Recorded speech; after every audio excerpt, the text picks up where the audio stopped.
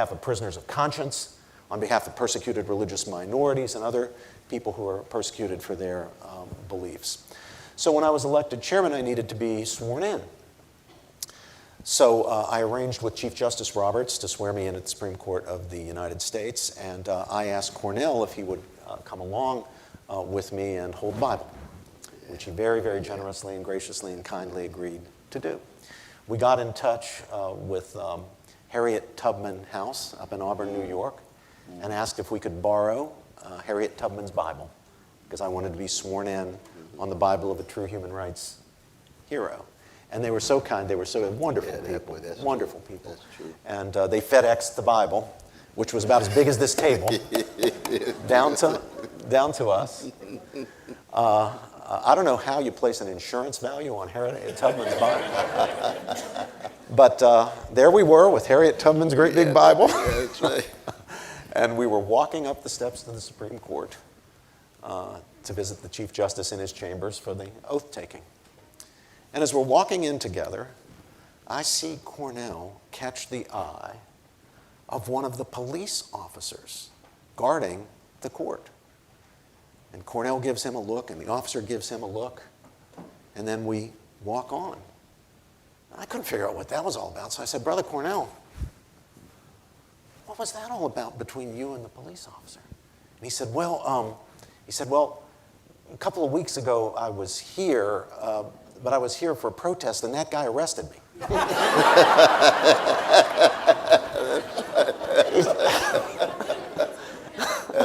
This time he was heading into the Chief Justice's chambers. And then he said to me, he said, you know, Brother Robbie, now that I think of it, I've actually never been to the Supreme Court except to be arrested. That's true. That's true. Well, one of the things that Cornel and I wrestle with, now we're not at extremes, although that might be suggested by some of our formal affiliations. Cornel, as you may know, is honorary chairman of the Democratic Socialists of America, and I'm a conservative. One of the things we wrestle about is the place of the market. That's right. And if you're going to have a market, you're going to have inequality. That's just going to happen. If you have a free market, basically free market system. Now, I'm not a laissez-faire libertarian. I think there are legitimate reasons to regulate the market. But I believe in a basically free market, and I believe in that for a number of reasons, including I think that the market is a wonderful mechanism for lifting people out of poverty, for dispersing power, for making sure there's not too much power in the hands of the government without countervailing authority structures. There are various reasons that I have that would be familiar to conservatives and libertarians for why we favor the market. But I do believe in the market. Cornel, I'll let you speak for yourself, but when we've had these debates, Brother Cornel is a bit more skeptical. I would say a good bit more skeptical than I am about the magic of the market to lift people out of poverty and create centers of power that are alternatives to the government and help to keep government in check and so forth. And he's very worried about the inequalities, especially the gross inequalities. Now, at the same time, even though he's honorary chairman of Democratic Socialists of America, he doesn't want to abolish the market or do away with the market or do away with private property or ownership. If you look at the Communist Manifesto, which we have taught together, Cornel's not all in with that because he's concerned that if you try to get perfect equality, if you do have a government takeover of the means of production, what you'll get pretty quickly is tyranny. So the ideal should be wealth or income equality, but we need to realize we can't get to that ideal without taking risks that are too great to other important values. So the market, from Cornel's point of view, is a sort of lesser evil. I see it as a positive good. He sees it as a lesser evil. But that's a question that we wrestle with. Now, I don't see inequality just as such as any kind of a problem. I have no problem at all with that kind. Now, we share the belief that the basic equality and dignity of all members of the human family is important, and that with respect to governmental policy, and even us as individuals, we should treat people with equal concern and respect, to use that phrase from the late Ronald Dworkin. But that's not what we're talking about here. We're talking about income inequality, wealth inequality, and what steps ought to be taken to ameliorate those inequalities if, in fact, they should be ameliorated. Now, to the extent, and it's a significant extent in most developed societies, that inequalities themselves are reflective of injustices, so then sure. But it's the injustice that I'm concerned about, not the inequality. There's a different view there. And Cornel makes me think, maybe I should be worried about those inequalities, especially when especially when you have some people who are worth, what's Bill Gates' net worth, not Bill Gates, Jeff Bezos' net worth today? It's beyond imagining. I mean, I used to think it was impressive when people like Gates and Buffett had 60 billion. Well, I think Bezos has blasted his way through that. I don't know, does anybody happen to know what the latest is? 100 billion or 180 billion or whatever it is? It's beyond imagining, and some people are suffering. Now, we agree people ought not to be suffering. So we agree that things need to be done for the poor. Now, we also have a disagreement about exactly what to do. We both believe that there needs to be private assistance to the poor. As a matter of fact, we both believe that there needs to be a governmental safety net, and we can't rely entirely on the institutions of civil society. But within those boundaries, we do have disagreements. Cornel has more, just as I have more faith in markets than he does, he has more faith in government programs than I do. I looked at things like, we were talking about this in Professor Farrelly's class today, the faith-based initiative. I'd like to see more money in the hands of private and faith-based providers, which I believe, could be wrong, it's possible that I'm wrong about this, but I believe, based on my experience, especially in Appalachia, that those providers are more effective. Their problem is a lack of resources. Government programs, as far as I can tell, tend to be, not every case, but tend to be less effective and more wasteful. So, since I believe in social mobility, since I want people at the bottom end to be cared for, I'm looking for ways to invigorate and empower institutions of civil society to do that fundamental health, education, and welfare work.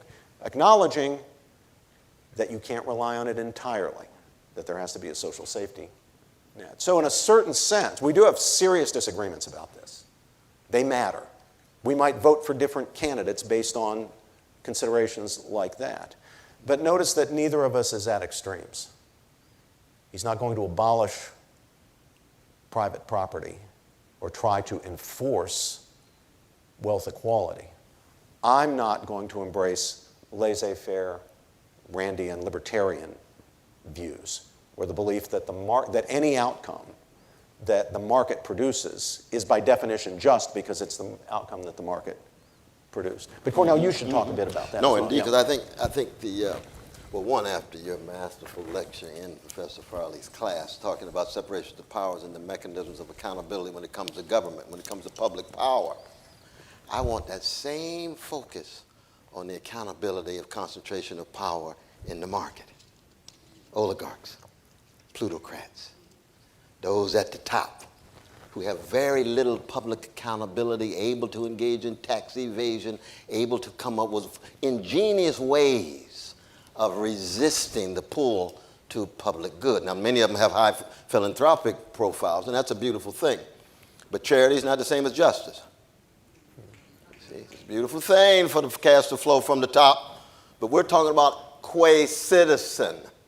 Citizen has to do with public interest, public good, not private marketeer who then is kind enough to give money. And of course, we have a long history of that in the United States, from Carnegie and Rockefeller and Roosevelt, a whole host of others. Very kind private marketeers who gave big money for wonderful causes.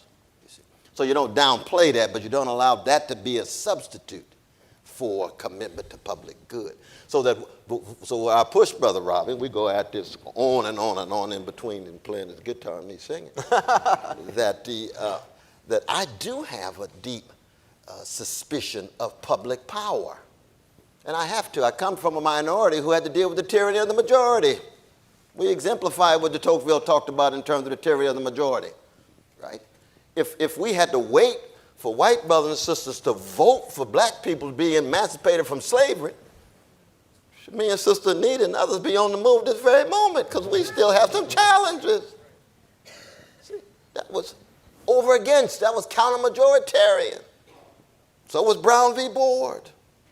So was a whole host of movements that were enhancing for the vulnerable. So we had to be very improvisational about this. We can't be dogmatic about this. You see, I have a deep suspicion of government. I have a deep suspicion of the rule of law in the courts, even though I'm committed to rule of law. I'm committed to counter-majoritarian institutions protecting the liberties that are the preconditions of democratic practices. But they haven't been too good at it over time. We've had some breakthroughs, but haven't been too good at it. But we're still committed to it. In the same way, when Robbie then comes and says that we've got to come to terms with some market-driven solutions to deal with poverty. You got 1 out of 2 children under 6, black and brown in America, living in poverty in the richest nation in the history of the world. We both agree that's morally obscene. That's spiritually empty. Where's the priority? And that's what I liked about Brother Bernie Sanders. Bernie said, I'm going after big business. How many politicians have the courage to do that? Usually because they need big business to even become politicians who think they can win. Bernie said, I don't give a damn. I said, Brother Bernie, I'm going with you. Oh, we going down together. Do I agree with everything with Bernie? Absolutely not. Absolutely not. He's got Eugene Debs on his wall. Eugene Debs was a great man, but I got Martin King. I got Fannie Lou Hamer. It's a different tradition, but we overlap in a magnificent way. And I'm just giving examples of both the overlap, but also some of the deep differences that we have. And that does not prevent us, though, from personally coming together and going into poor communities, and Robbie giving very, very powerful lectures on paideia to young black kids and young poor kids. And the same with myself in terms of other contexts, but being true to ourselves. I mean, that's the important thing. I don't think you can have a deep friendship and a deep love connection without being true to yourself and being open and vulnerable enough that you're able to reveal your agreements and your disagreements. Cornel has raised an issue that I think is not discussed enough. And the reason it's not discussed enough is really both parties and both sides in our own politics have reasons not to discuss it. And that's the problem of plutocracy. Plutocracy. Mm-hmm. On the conservative side, the temptation is not to acknowledge there's a problem there, that there can be private power that is so immunized from accountability. That's right. And that is so large that it functions as public power. And it can influence the public wheel in ways that undermine the interests and choices and will of the democratic republic. On the left, the problem is not acknowledging that plutocracy is a problem. Folks on the left will acknowledge that all day. Doing something about it when you're involved in it big time, when you like what plutocracy is doing for you or for your causes, that's another story. But I think that's an area where people on the left and the right who are people of principle can, despite their disagreements, actually come together and to begin by saying, look at the emperor. Look at what no one else wants to look at. Look at the problem of plutocracy and look at how widespread it is. Yeah, Mara, go ahead. Yeah. Jump in because we've got about 10 minutes. I could listen to you all evening, but I do want to try and get a couple of questions in from the audience. So why don't we've got 10 minutes. I'm going to take one from this microphone and one, don't knock each other down as you're trying to get to the microphone. We can take some more time if you like, because we're in no rush. No, we've got a dinner. We've got a dinner. Yeah. Oh, we got dinner. Oh, so I'm actually, so first of all, this is Mr. Roland Blanding over here. Yes. Yeah. go right ahead. Hello, can everyone hear me? Hi everyone, my name is Roland Blanding. I'm a sophomore here, econ and philosophy major. I was a part of Professor Farrelly's supper club last semester. Best time of my life. I want to thank Professor George and Professor West for coming here in the first place. And Professor West, actually had a question specifically for you. So one of the readings that we had in a class I took with Professor Farrelly was your book, Race Matters. And you talk about the different types of black leaders. And of the three categories, I specifically remember self-effacing leaders and transcendent leaders. And the question that was sort of engendered in me back then that I still carry now is, what type of leader do you think that you are? Is this the type of leader that you wanted to be when you started? And what can I do to become a transcendent leader, not just a transcendent black leader? Good. Beautiful question, beautiful question. One, though, I don't consider myself a leader because I don't have an organization, I don't have an infrastructure. I'm a lone ranger. I go in and out of different organizations, groups, movements, and so forth. But as a revolutionary Christian, I'm in the world, but not of it. And that means that you have to wear it, in some sense, wear it like a loose garment. You can't be subsumed under their dogmas, assumed under their auspices, as it were. So you're actually intervening with whatever power, authenticity, and for realness you have. But you're not a leader in that sense. You're simply a person who's trying to bear witness. You see, we Christians in the world, we're just trying to bear witness with works of love that ought to be shaped by sincere self-renunciation and driven by love with no call for any overarching applause. Now, the applause is nice, but you don't allow the popularity to trump your integrity. You see. So against Obama, against whoever it is, if I'm telling the truth in the Middle East, if I want to tell the truth, I'm going to tell the truth regardless of the popularity and just hope I don't get shot the next night. You know what I mean? You got character assassination, you got literal assassination. So in that sense, it'd be closer to the legacy of Martin King. Where's Brother Kaplan? He understands what I'm talking about. That's what Heschel's about. That's what Dorothy Day is about. You see, they weren't persons who were somehow connected to any one organization. They're parts of tradition, absolutely, but not any organization. For me, a leader is somebody who has an organization. Brother Ron is a leader of Brandeis. I don't have a Brandeis. You see what I mean? I just have myself. I'm a jazz man. I got my voice, I got my instrument, I got my partners, my companions, and then my political comrades, many of whom I might disagree with, some of whom might be spiritually vacuous, and I tell them so. I just agree with them on policy. But they're not the kind of folks I want to be in a foxhole with. This brother, each time I go to jail, he's the first one to call to pay my bail. And I said, oh, what happened? Where's my leftist comrades? Well, you know, we're glad you're in there. We appreciate it. Wonderful thing you're doing. I need to get out. Okay, Brother Robbie's got cash. But see, that's a different kind of connection. You see what I mean? I'm sorry to go on, but I appreciate that question, though. All right, and if you could introduce yourself, please. Hi, my name is Srinivas. I'm a postdoc at Brandeis. And I really, really liked the description of the world that both the speakers illustrated, this world where we can talk to people we disagree with in a respectful way and resolve our differences in this way. And I really, really wish that I lived in such a world, but I don't.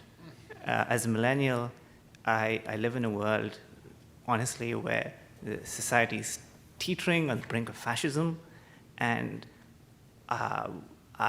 it seems that there are these power structures that are really entrenched, that are doing a lot of violence to a lot of people, and it seems very unfair to ask the people at the very bottom to be civil to the people who are oppressing them. It's a powerful question, my brother. Very powerful question.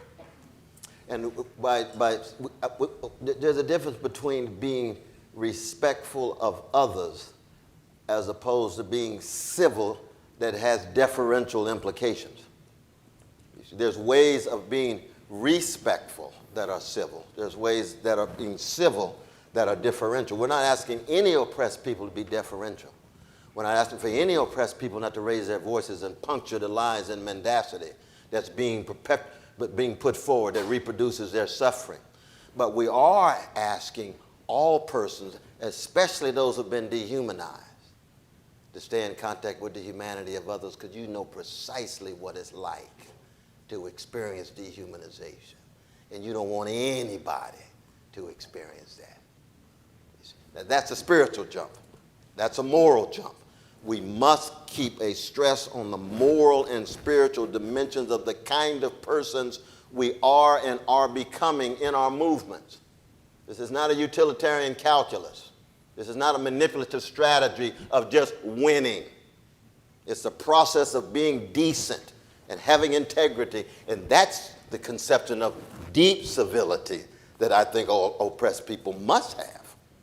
Because if all you want to do if you're oppressed is end up oppressing others, if all you want to do if you're not being treated civilly is to give incivility back, if all you want to do if you're being hated is to give hatred back, then in fact that just increases the hate, the incivility, and so forth. You see the point that I'm asking?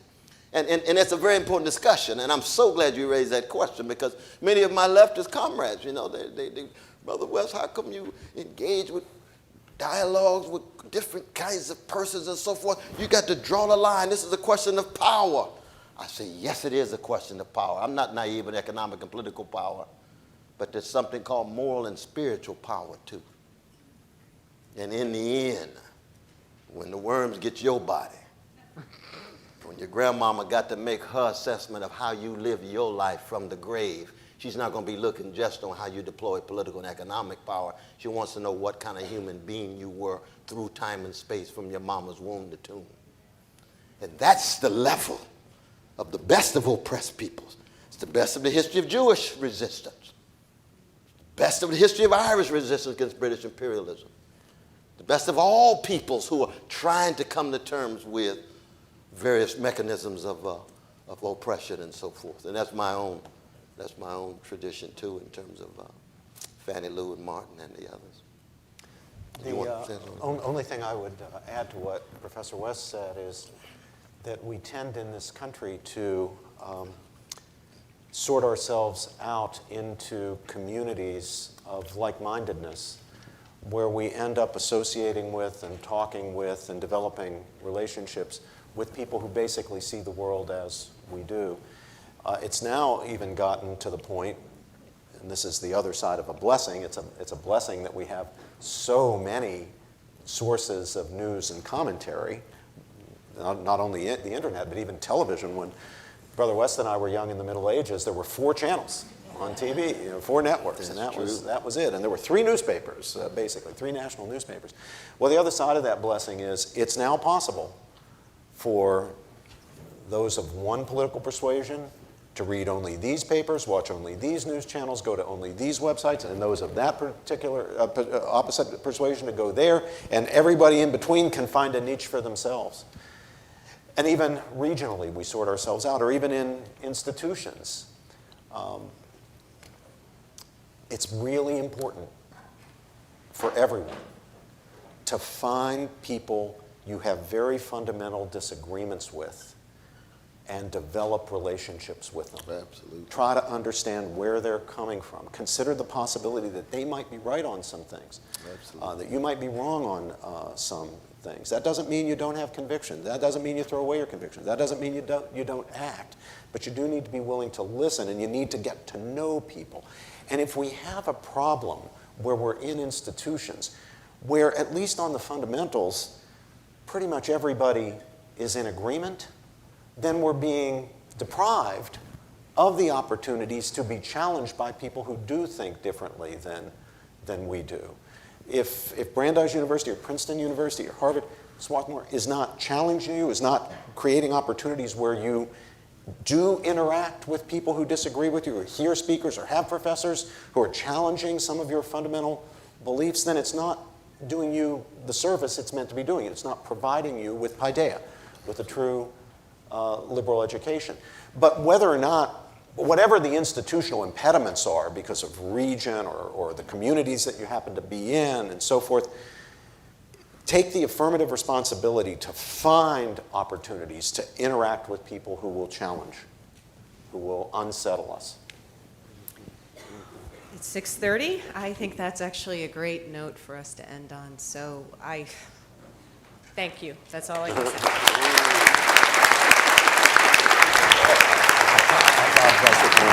And that was wonderful.